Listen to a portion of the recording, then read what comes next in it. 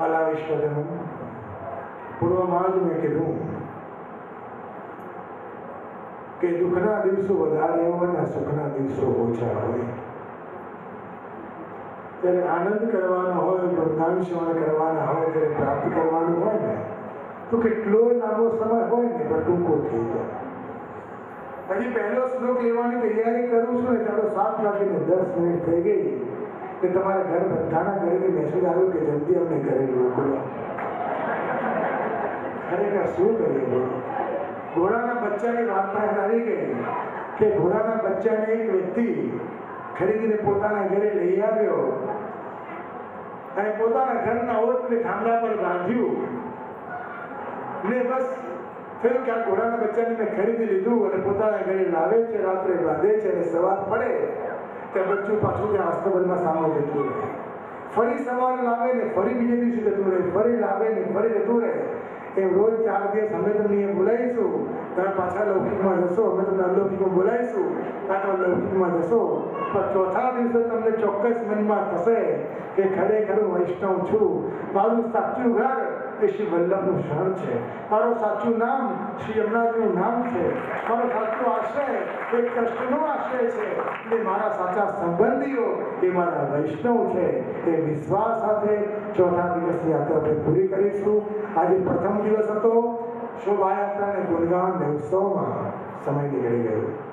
બધી જ યુવાન બહેનોને જેમને માથે કળશ લીધા હતા, અંતકરણથી આશીર્વાદ છે કે ખરેખર આ કળશ એ કળશ નથી, પણ કળશ એ સૌભાગ્ય કળશ છે.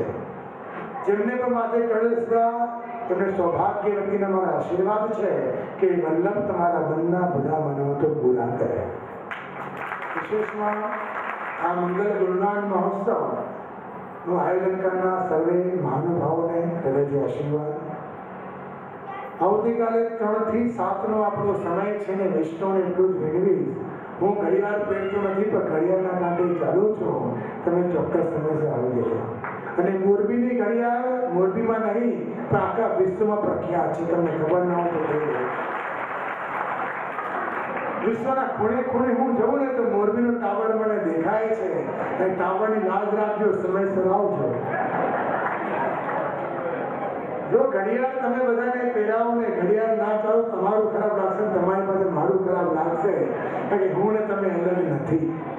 એટલે કાલથી સમયસર મહાપ્રસાદ ગ્રહણ કરીને ઊંઘવાનું ભૂલી જઈએ અને ચોક્કસ સમયસર આવી જઈએ. 3 વાગે જેટલા વહેલા આવશો એટલું વધારે પ્રાપ્ત થશે. જેટલા વહેલા જાગશું એટલે લાંબે ચાલી શકશું.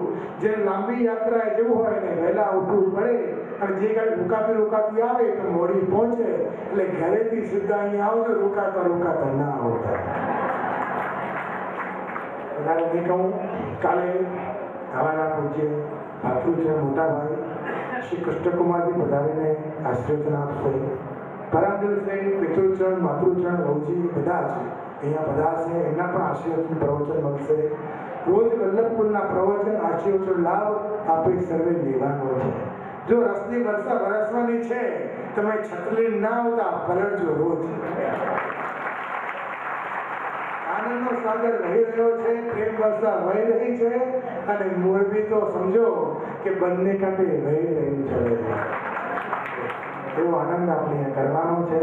વધારે નહીં કહેતા, આરતી એ પોતીજીની આરતી થશે, ત્યાર પછી આશ્રયનું પદ, અને ત્યાર પછી હું ત્યાં સામે બેસીને વૈષ્ણવને મળીશ.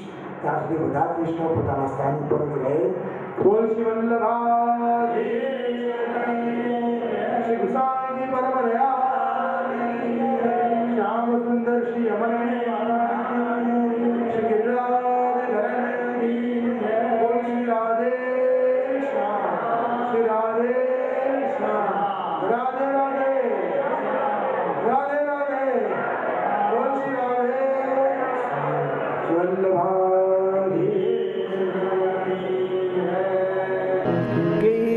बसंत बिहारी लाल की जय, कृष्ण कन्हैया लाल की जय.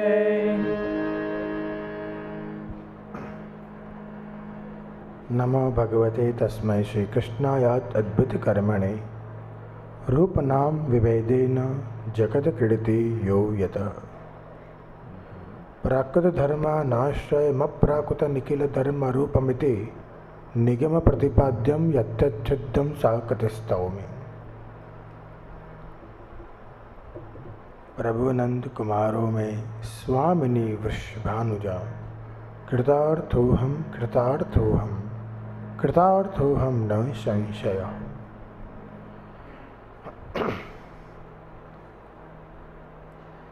મંચાસી ગુણગાન પ્રિય કીર્તનીય વૈષ્ણવ મહાનુભાવો,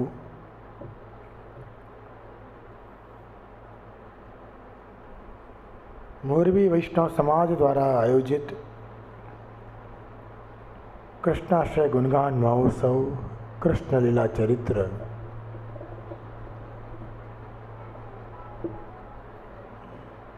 પોથીજી પૂજનના સર્વે આજના માનવોથી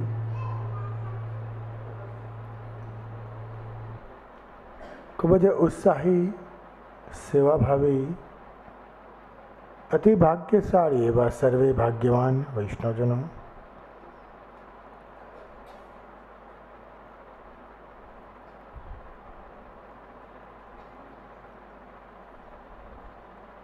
સોળસ ગ્રંથ અંતર્ગત કૃષ્ણાશ્રય ગુણગાન. ગઈકાલે ભગવદીય વૈષ્ણવની વાર્તા જોઈ. પ્રભુ પુરુષોત્તમની અંતરંગ લીલાઓ જોઈ અને આપણે બધા જ આ ગ્રંથની સાથે તેના સાક્ષી બન્યા.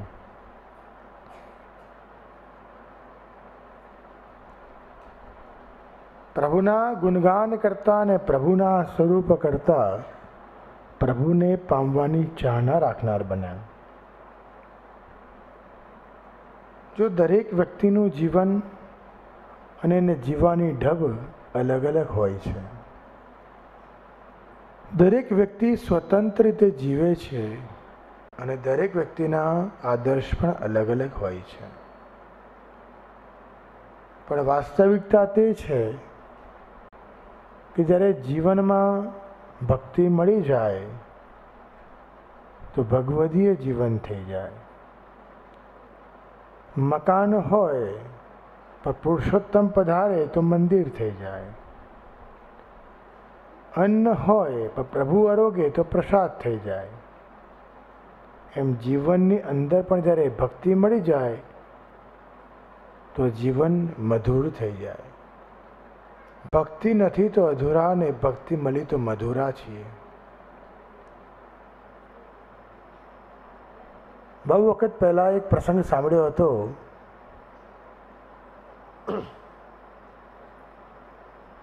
એક મહાત્મા એક ગામથી નીકળ્યા અને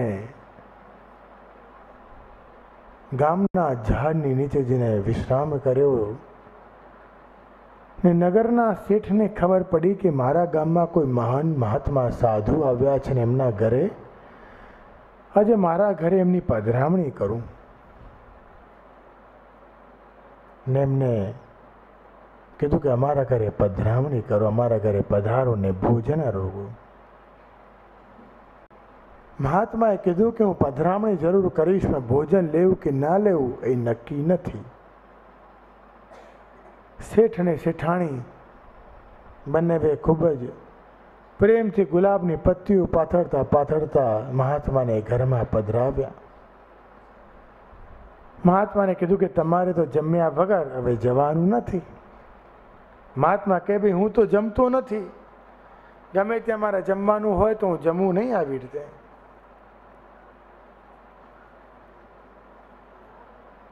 તો કે તમે કેવી રીતે જમો? કે મારા 3 પ્રશ્નો છે ને એના જવાબ મને જો સરખા મળે તો હું જમું, ભોજન કરવું. તો કે પૂછો પ્રશ્ન. તો પહેલો પ્રશ્ન મહાત્માએ પૂછ્યો શેઠજીને કે તમારી પાસે સંપત્તિ કેટલી? મહાત્માએ કીધું કે ભાઈ મારી પાસે તો 1,60,000 છે, એનાથી વધારે નથી.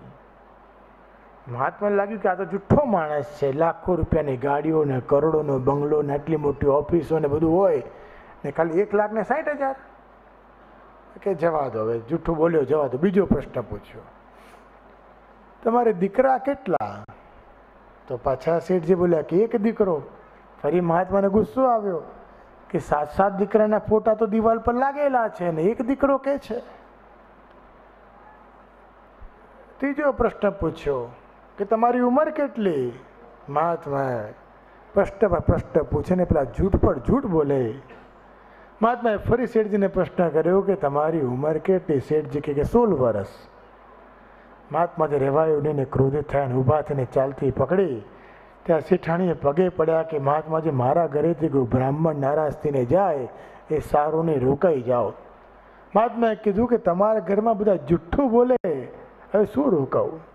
શેઠાણી પૂછ્યું શું જુઠ્ઠું બોલ્યા, મને કહો. મહાત્માએ કીધું કે કરોડોની મિલકત છે ને લાખો કરોડોની ગાડીઓ પડી છે ને તો બી શેઠજી કહે છે કે મારી પાસે 1,60,000 જ છે, આવું જુઠ્ઠું કેમ? શેઠાણી કીધું કે મહાત્માજી સાચું બોલ્યા છે, આ બધી મિલકત છે, બધું જ છે, પણ સાચું દ્રવ્ય તો તે જ કહેવાય કે જે ભગવાનમાં વિનિયોગ થયો હોય ને આજ સુધી અમે 1,60,000 રૂપિયાનો જ વિનિયોગ કર્યો છે, એ જ સાચું ધન છે. કે ચલો તમારી વાત માની, પણ તમારા 7 દીકરા છે ને એક જ દીકરો કેમ કહો છો? શેઠાણીએ ફરી કીધું કે મહાત્માજી, દીકરા તો કેટલાય જન્મ આપીએ પણ સાચો દીકરો એ કહેવાય જે માતા પિતાના કહેવામાં હોય. અને સાચો દીકરો એ કહેવાય કે માતા પિતા જે કૃષ્ણની સેવા કરતા હોય એની જોડે જે જોડાયેલો હોય અને માતા પિતાની દરેક આજ્ઞા માને, એ જ સાચો દીકરો. અને અમારે 7માંથી એક જ દીકરો એવો છે જે સેવામાં જોડાયેલો છે, બાકી કોઈ સેવા નથી કરતા. ચલો એ વાત બી માની, પણ 60 વર્ષના થયા ને ષષ્ઠી પૂર્તિ થઈ ગઈ છે, છતાંય પોતાને 16 વર્ષના ગણવા શું સારું કહેવાય? શેઠાણીએ ફરી કીધું કે ના, સારું કહેવાય. કે કેમ?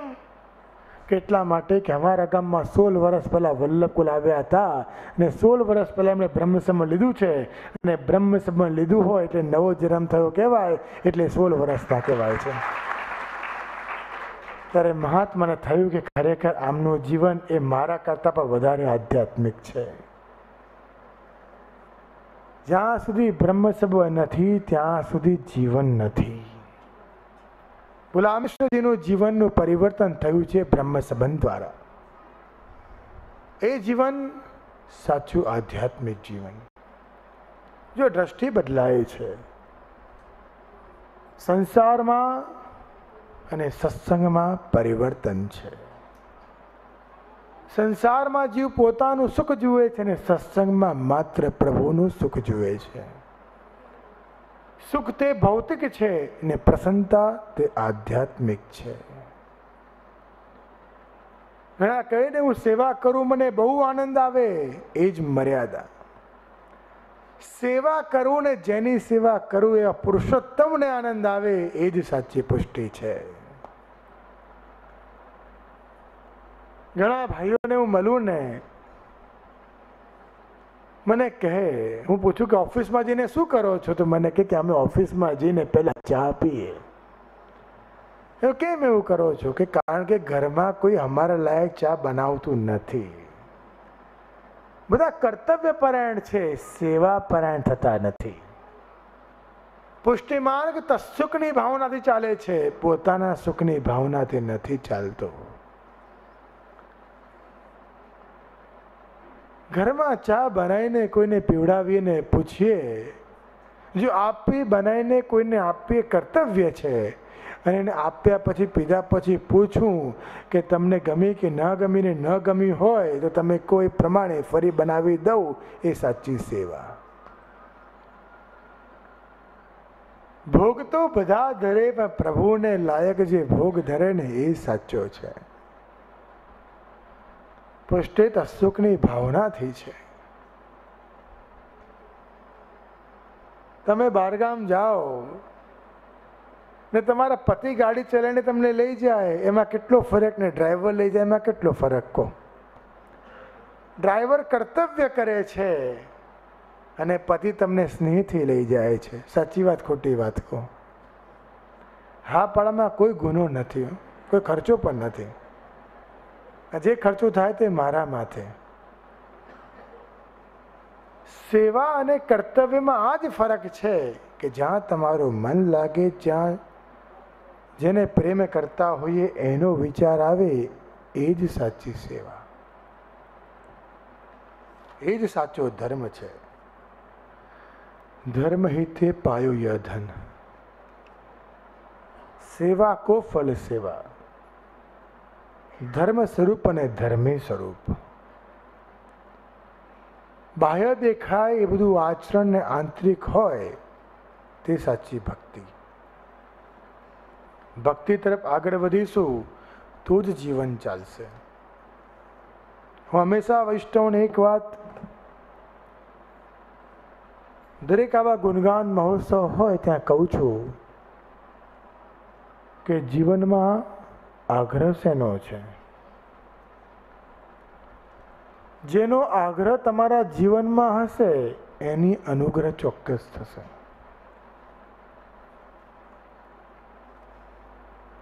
જે આગ્રહ કરશે એનામાં ચોક્કસ અનુગ્રહ ઉતરશે. પણ આગ્રહ ના હોય તો કૃપા વરસતી નથી. ને દિલથી જે વ્યક્તિ જે ઈચ્છે પ્રભુ તેને તે જ આપે છે.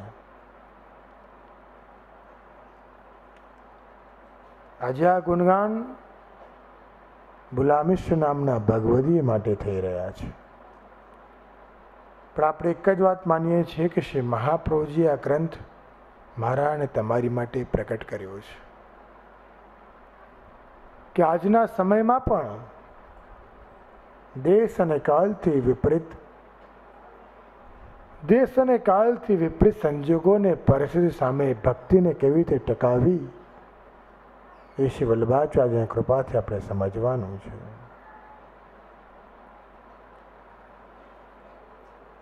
ગ્રંથ ભલે કોઈનો પણ હોય, પણ જ્યારે આપણે શ્રવણ કરીએ તો સમજો આપણી માટે છે.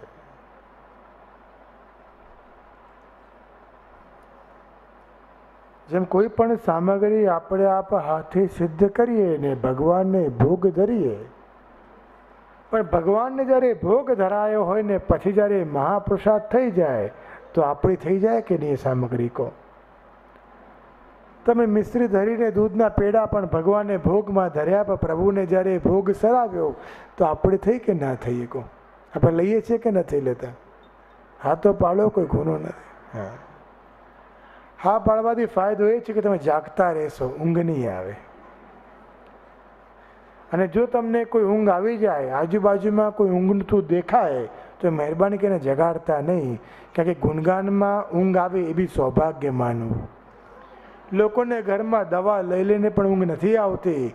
સત્સંગમાં વૈષ્ણવનો સ્પર્શ કરીને વલ્લભની વાણી કર્ણમાં પડે છતાં પણ ઊંઘ આવી જાય એ પણ એક સૌભાગ્ય છે. એને જગાડતા નહીં.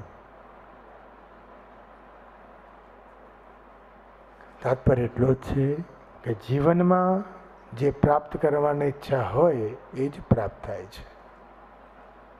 એટલે સદાય માટે એક જ આગ્રહ રાખો, અહમતા મમતા દૂર થાય ને કૃષ્ણનું શરણ પ્રાપ્ત થાય. કૃષ્ણાશ્રય ગઈકાલે જોયું કે ભુલામિશ્ર નામના ભગવદીય વૈષ્ણવ માટે આ પ્રગટ કર્યો. આપણે સર્વે શ્રવણ કરી રહ્યા છીએ. એક પ્રસંગ યાદ આવે છે કે શેઠજીને ત્યાં એક નોકર કામ કરતો. બહુ સીધો માણસ ને બહુ જ ગરીબ, નિષ્કિંચન, કંઈ દ્રવ્ય એની પાસે નહીં. શેઠજી એને ખૂબ કામ કરાવતા અને ઘરમાં જ રાખતા. એક દિવસ એક ટપાલી આવ્યો અને પત્ર આપી ગયો ને કીધું કે તમારા ઘરે જે નોકર કામ કરે છે ને એના ઘરેથી પત્ર આવ્યો છે. પત્ર આવ્યો ને શેઠજી સાચવીને મૂક્યો ને એટલામાં એક મહાત્માજી ઘરમાં આવ્યા. મહાત્માજી સત્સંગ કરાવતા હતા ને શેઠજીએ પત્ર નોકરનો કાઢ્યો ને વાંચવા લાગ્યા. ને વાંચવાની શરૂઆત કરીને થોડીક વારમાં બંધ કરીને મૂકી દીધો પત્ર. મહાત્માએ પૂછ્યું કે શેઠજી આ પત્ર કોનો છે? મહાત્માજી પૂછ્યું કે શેઠજી તમે કોના વિશે વાંચો છો? કોનો પત્ર આવ્યો છે? શેઠજીથી રહેવાયું નહીં ને સાચું તો બોલવું જ પડે. કીધું કે આ તો નોકરના ઘરેથી પત્ર આવ્યો છે અને એ વાંચતો હતો કે શું લખ્યું છે. મહાત્માએ કીધું કે શેઠજી, આટલા મોટા શેઠ છો ને શરમ નથી આવતી? કોઈનો પત્ર વાંચો છો? કોઈનો પત્ર આપણેથી વંચાય ખરો? વંચાય એમ? ના વંચાય. મહાત્માજીએ શેઠજીને કીધું કે કોઈનો પત્ર વંચાય નહીં. કે શું લખ્યું છે પત્રમાં? તો શેઠજીએ કીધું કે ભાઈ, મારા ત્યાંથી નોકર છે ને બહુ ગરીબડો છે, એના ઘરમાં છાત તૂટી ગઈ છે ને પાણી પડી રહ્યું છે, ઘરમાં જમવા માટે અનાજ નથી, પહેરવા માટે કપડાં નથી, બહુ દુઃખી છે, છોકરાને ભણવા માટે પૈસા નથી. એ પત્રમાં લખ્યું છે. કે આગળ શું લખ્યું છે કે નહીં? હું એ લખ્યું છે કે પૈસા જલ્દી મોકલી આપો તો આ બધું કામ કરાવું. કે આ બધું વાંચીને હું ગભરાઈ ગયો એટલે પત્ર વાળીને મૂકી દીધો. પણ હવે મારાથી પત્ર તો વંચાઈ ગયો છે, શું કરું? મહાત્માએ કીધું કે ભાઈ, જો કોઈનો પત્ર વંચાય નહીં, આ ગુનો કહેવાય ને તે ગુનો કર્યો છે. તો શેઠજી કે ગુનામાંથી નિવૃત્ત કેવી રીતે થવું? કે નિવૃત્ત એમ થવાનું કે પત્રમાં જે લખ્યું છે બધી માંગણી પૂરી કરી દેવાની, એટલે પત્રમાંથી તારો પાપ દૂર થાય અને સેવા શરૂ થાય. એમ અહીંયા શ્રી ગોકુલેશ પ્રભુ આજ્ઞા કરે કે કૃષ્ણાષ્ટક તો ગુલામિષ્ટ માટે છે, પછી વલ્લભની કૃપાથી આપણે સર્વે રોજ એનો પાઠ કરીએ છીએ. છે ગુલામિષ્ટ નામના ભગવતી માટે ને આપણે રોજ એનો પાઠ કરીને વાંચીએ છીએ. તો આપણે શું કરવાનું? તો કીધું કે ગુલામિષ્ટને જે રીતે ભક્તિ અને માનસી સેવા સિદ્ધ થઈ, એ જ ભક્તિને માનસી સેવાના માર્ગે આપણે ચાલીએ, એક કૃષ્ણનો આશ્રય કરીએ, તો આ કોઈનો ગ્રંથ આપણે વાંચીએ એવું ન લાગે. આપણને લાગે કે શ્રી મહાપ્રભુજી પોતે સ્વયં આપણી માટે કૃષ્ણાશ્રય પ્રગટ કર્યો છે. એટલે આથી એ જ આશ્રય, એ જ દ્રઢતા આપણામાં આવે, એ જ સાચો કૃષ્ણાશ્રય ગુણગાન છે. પ્રથમ શ્લોક તરફ આગળ વધવાનો મનમાં મનોજ જાગ્યો છે કે સમય બહુ ઓછો છે ને, 11 શ્લોક છે. પ્રથમ શ્લોકનું ગાન કરીને આપણે સર્વે શ્રી ગોકુલેશ પ્રભુ શરરાજી, શ્રી રઘુનાથજી કૃષ્ણાશ્રયના ગ્રંથ માટે શું આજ્ઞા કરે છે એમાં દ્રષ્ટિગોચર કરશું. બોલ શ્રી વલ્લભાધીશ કી જય. સરે વૈષ્ણવને વિનવીએ 16 ગ્રંથ રૂપે કૃષ્ણાશ્રય, કૃષ્ણાશ્રય ગ્રંથના પ્રથમ શ્લોકમાં સર્વે સાથે એક સાથે આપણે ગાન કરશું. બોલ શ્રી વલ્લભાધીશ કી જય. સર્વ માર્ગેષુ નષ્ટેષુ કલૌ ચ કલધર્મિણી પાષંડે પુરે લોકે કૃષ્ણ એવ ગતિર્મમ, કૃષ્ણ એવ ગતિર્મમ, કૃષ્ણ એવ ગતિર્મમ. કાલમૂલક શ્લોક.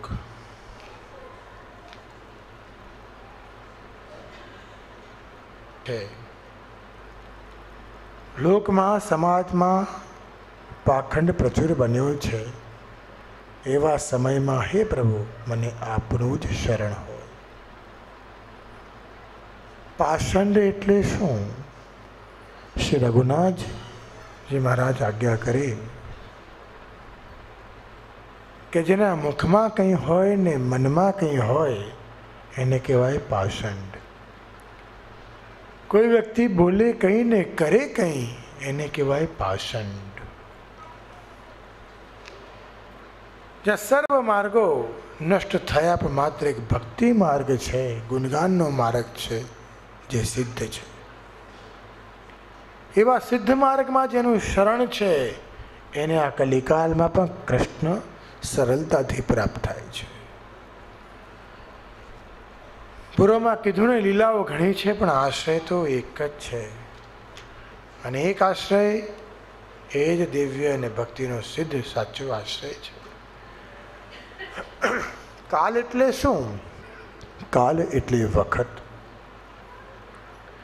એક દિવસમાં 30 પ્રકારના મુહૂર્ત આવે અને એક મહિનામાં 2 પક્ષ હોય, કૃષ્ણ પક્ષ અને શુક્લ પક્ષ. પહેલાંના સમયમાં જ્યારે કૃષ્ણ પક્ષ આવતા ત્યારે લોકો ખૂબ જ મહેનત કરતા, અને શુક્લ પક્ષ આવતું ત્યારે વિશ્રામ કરતા. આપણું 1 વર્ષ દેવતાઓનો 1 દિવસ. લીલા સૃષ્ટિ એ દિવ્ય સૃષ્ટિ છે. કાલ એટલે શું? ભગવદીઓના ધોલમાં આવે, આજનો લાવો લેજીએ, કાલે કોને દીઠી છે. આજની ઘડી રળિયામણી, નિત્ય નૌતમતા. પુષ્ટિ માર્ગમાં કાલ નથી, પુષ્ટિ માર્ગમાં આજ છે. કારણ કે કાલ ભૈરવ તો પહેરો ભરે છે. ઘણા કાળથી બહુ ગભરાય, પણ જેને બ્રહ્મ સંબંધ છે ને ઠાકોરજીનું સાનિધ્ય છે ને વિચાર્યું કે કાલ તો તમારા ત્યાં પહેરો ભરે છે. પ્રથમ શ્લોકની સંગતિ જો 252 વૈષ્ણવ ભગવદીય જોડે મિલાવી હોય તો યાદ આવે કે માજી છે ગુસાઈજીની શરણે છે, એને ગુસાઈજીએ બ્રહ્મ સંબંધ આપ્યું. ઠાકોરજી પધરાવ્યા અને આખેલના દિવસોમાં સેવા કરે છે ને એટલી જ વારમાં યમદૂતો આવ્યા છે ને માજીને કીધું કે માજી ચલો તમારો સમય થઈ ગયો, તમારે અમારી જોડે આવવાનું છે. ત્યારે પુષ્ટિમાર્ગે સેવા પ્રાણ માજીએ કીધું કરે યમદૂત જા અહીંયાથી, હું તો હોલી ડોલોત્સવ આવવાની તૈયારી છે, પ્રભુને ઝુલાવવાના છે, તારી જોડે હું ના આવું. ફરી મહાપ્રભુજીનો ઉત્સવ આવવાનો હતો ને એટલામાં યમદૂતો ફરી આવ્યા માજીના ઘરમાં કે માજી ચાલો સમય થયો છે, તમને લેવા આવ્યા છીએ. માજીએ કીધું કાંઈ ખબર પડે છે? મારા ગુરુનો ઉત્સવ આવવાનો છે ને હું તારી જોડે આવું? ચાલતી પકડ, ચાલતી પકડ. ફરી થોડા દિવસે રથયાત્રા આવીને ફરી આવ્યા. માજીએ કીધું રથયાત્રા છોડીને તારા જોડે અવાય? ભાદરવો આવ્યો, દિવાળી આવી, અન્નકૂટ આવ્યું, પણ માજી તો માને જ નહીં ને. થોડા સમયમાં ગુસાઈજી મહારાજ ગામમાં પધાર્યા અને માજી દંડવત કરવા ગયા. ત્યાં ગુસાઈજી મહારાજે માજીને જોઈને કીધું આવો અષ્ટપદી. બધા વૈષ્ણવે પૂછ્યું કે ગુસાઈજી અને અષ્ટપદી કેમ કીધી આપે? ત્યારે ગુસાઈજીએ કીધું કે આ માજી છે ને 8 વખત યમદૂતને પાછા મોકલ્યા એટલે મેં એને અષ્ટપદી કીધી છે. જે સેવાને સિદ્ધ કરી છે એને મેં અષ્ટપદી કીધી છે. અરે કાલ કર્મના બાંધે રે. કોણ બાંધે? જેને કષ્ટનો સંબંધ હોય એને કોઈ બાંધી શકતું નથી. અંતર્યામી છે પ્રભુ. તો પ્રભુદાસ જલોટાના પ્રસંગ જુઓ. ખાલી ગોરસ મંગાયું ને ગોરસ લેવા ગયા. ભરવાડન પાસે પહોંચ્યા ને કીધું કે મને ગોરસ જોઈએ છે, દહીં જોઈએ છે. ભરવાડને કીધું શું આપશો? પ્રભુદાસે કીધું તમે જે માંગો તે આપીશ. કે મને મુક્તિ આપો. પ્રભુદાસે કીધું જા તને મુક્તિ આપી, તને મુક્તિ મળશે. શ્રી વલ્લભાચાર્યજી પૂછ્યું પ્રભુદાસ આ ગોરસ દહીં કેવી રીતે લાવ્યા? શું આપ્યું? પ્રભુદાસજી કહે કે મારાથી મુક્તિ માગીને મેં મુક્તિ આપી. શ્રી મહાપ્રભુ કહે આપણે તો ભક્તિ માર્ગી છે, તે મુક્તિ કેમ આપી? ત્યારે પ્રભુદાસજી કહે કે પ્રભુ હું તો આપનો સેવક છું, એને ભક્તિ માગી હોત તો ભક્તિ આપત, મુક્તિ માગી એટલે મુક્તિ આપી. એ જે મારાથી માગે આપવા તૈયાર છું એવું સામર્થ્ય મારામાં છે. હું આપનો સેવક છું.